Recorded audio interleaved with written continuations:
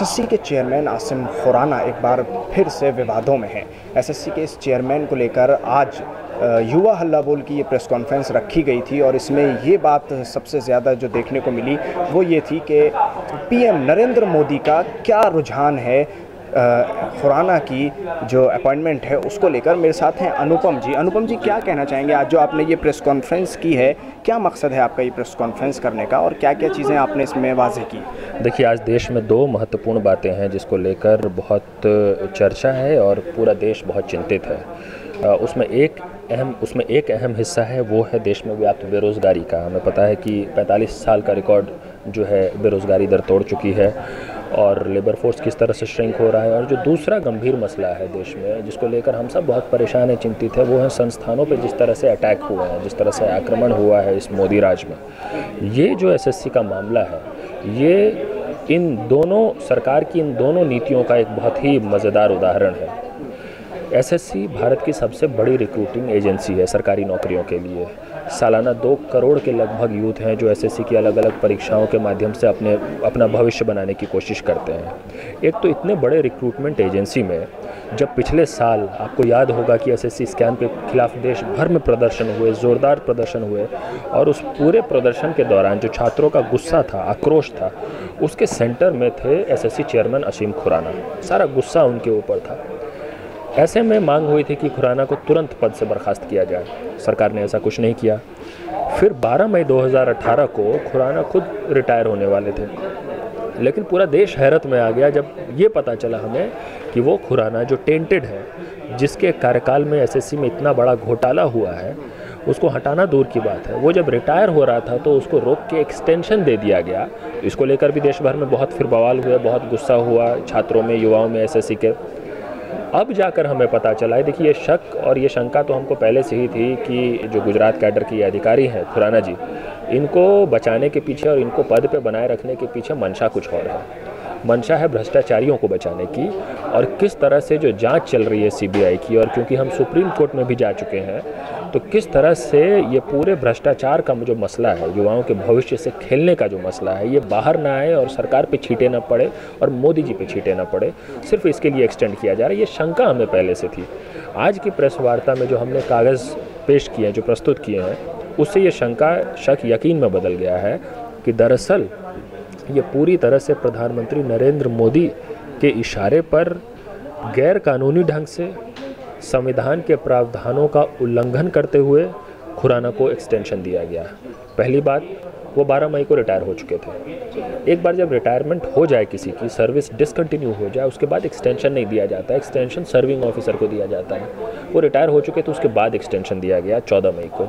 दूसरी बात कि एसएससी के नियम है जिसके हिसाब से कि 62 साल की उम्र के बाद, 62 साल अपर एज लिमिट है, उसके बाद आप एसएससी में चेयरमैन के पद पे नहीं रह सकते हैं, एक्सटेंशन भी नहीं मिल सकता आपको। खुराना 62 साल से ऊपर के थे, उसके बावजूद उनको एक्सटेंशन दिया गया।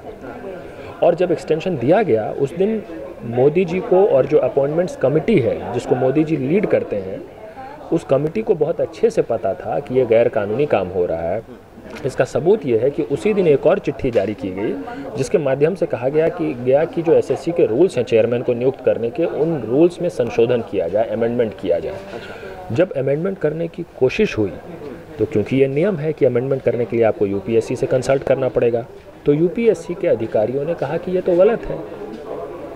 कोई अपराइट ऑफिसर था जिसने इसका विरोध किया, कहा कि रिक्रूटमेंट रूल्स को रेट्रोस्पेक्टिव ढंग से अमेंड नहीं किया जा सकता है, और ख़ास करके ऐसे में नहीं किया जा सकता जब सिर्फ एक इनकम्बेंट अधिकारी को फ़ायदा पहुंचाने के लिए ये नियमों में बदलाव करने की कोशिश हो रही हो।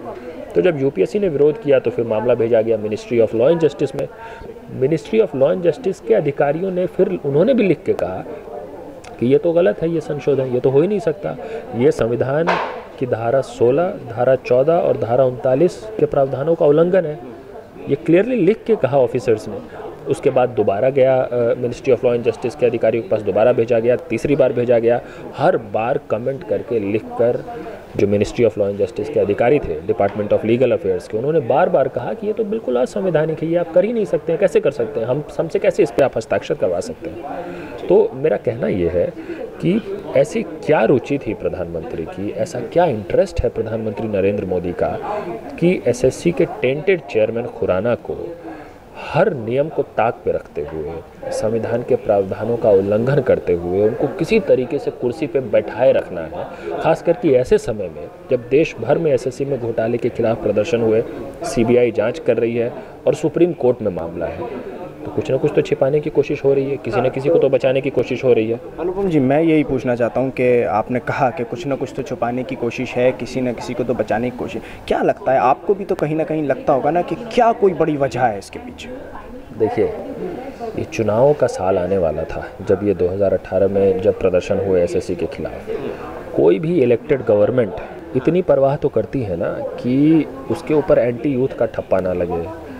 इतना बड़ा प्रदर्शन हुआ देश भर में, इतना गुस्सा था युवाओं में, तो उसको कुछ ना कुछ एड्रेस करे। जबकि पार्टी राष्ट्रवाद को ही लेके चल रही है। हाँ, पार्टी को तो ये कहना चाहिए था कि देखो जी, खुराना जो है, खुराना के खिलाफ तुम लोग कह रहे हो खुराना चोर है, तो हमने खुराना को हटा दिया। ये करना चाहिए था। अगर चुनाव की चिंता होती, जो कि है बिल्कुल, हर पार्टी को चिंता होती है, इसके बावजूद खुराना को एक्सटेंशन दे देना, वो भी नियमों को तोड़ के, कोई और कारण ही नहीं समझ में आता, कोई और रीज़न ही नहीं हो सकता है कि खुराना को सिर्फ इसलिए उस पद पे बनाए रखना है क्योंकि अगर खुराना की जगह कोई और आ गया तो हो सकता है कि एसएससी के अंदर से बहुत कुछ बाहर निकल जाएगा। तो खुराना शायद वो उस बोतल की ढक्कन है जिससे एसएससी के भ्रष्टाचार को बंद किया जा रहा है। क्योंकि खुराना खुद को बचाएंगे, खुराना एसएससी को बचाएंगे, तो खुराना मोदी जी को भी बचाएंगे। तो खुराना, इसलिए मोदी जी खुराना को बचा। हाँ, और क्या, और तो कुछ समझ ही नहीं आता ना, और तो कोई कारण ही नहीं है कि क्यों खुराना को पद पे क्यों कायम रखा जाए। उसका कोई दूसरा रीज़न, कोई दूसरा तर्क दिखता ही नहीं है।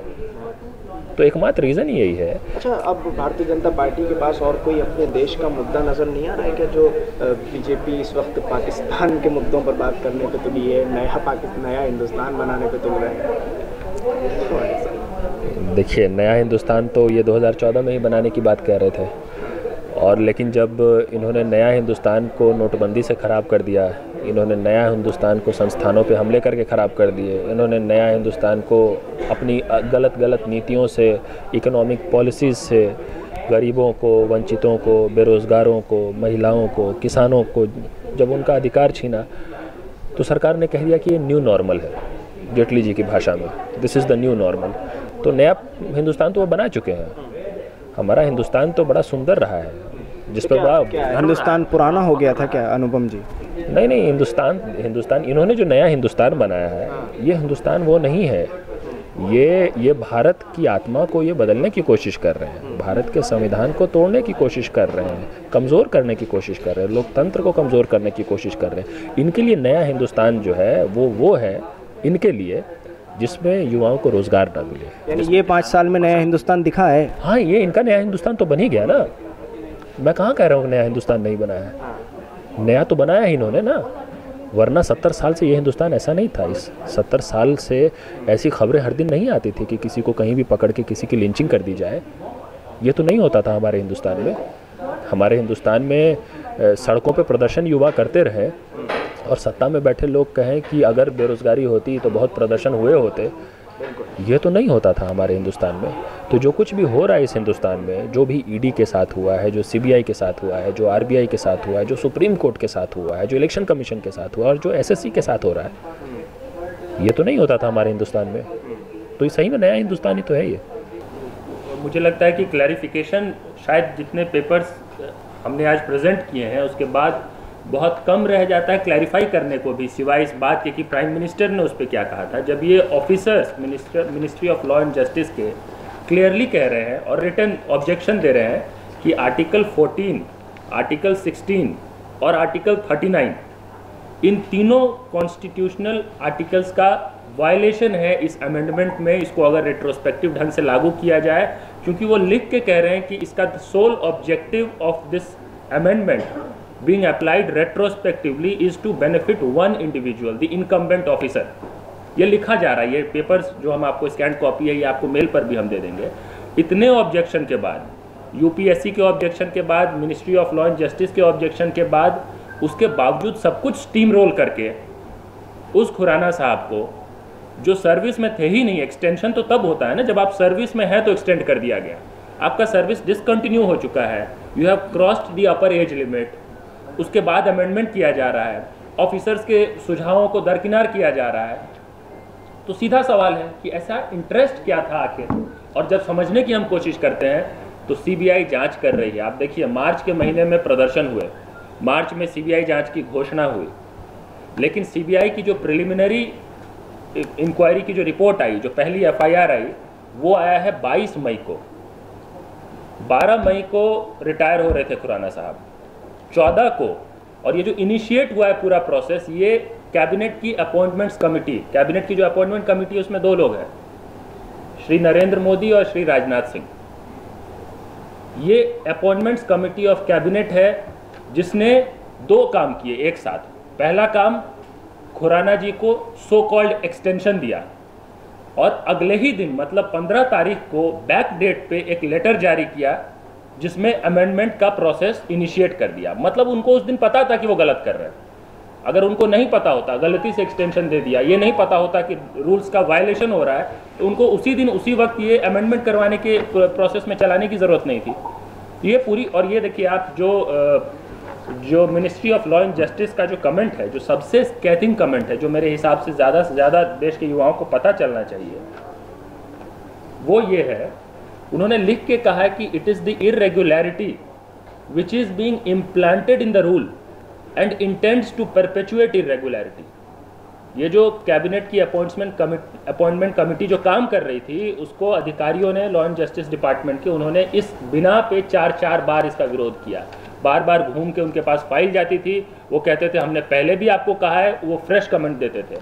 तीसरी बार जाने के बाद फिर फाइनली तंग आके ये कहा गया कि हम लर्नेड अटॉर्नी जनरल से राय मांगेंगे। और जैसा योगेंद्र जी ने कहा कि जो लर्नेड अटॉर्नी जनरल है हमारे, उन्होंने एक बैंकिंग केस का एक एग्जाम्पल देते हुए, हवाला देते हुए बताया कि कैसे किसी और केस में इस तरह से हमने किया था, इसलिए ये लागू होता है। उसके बाद फिर से लॉ एंड जस्टिस के ऑफिसर्स ने कहा कि आप जो एग्जाम्पल दे रहे हैं वो उदाहरण तो यहाँ पे लागू ही नहीं होता है। ये सब कुछ रिटन है, ऑन रिकॉर्ड है। इतना कुछ ऑन रिकॉर्ड होने के बाद मुझे नहीं लगता है कि कुछ और बच जाता है।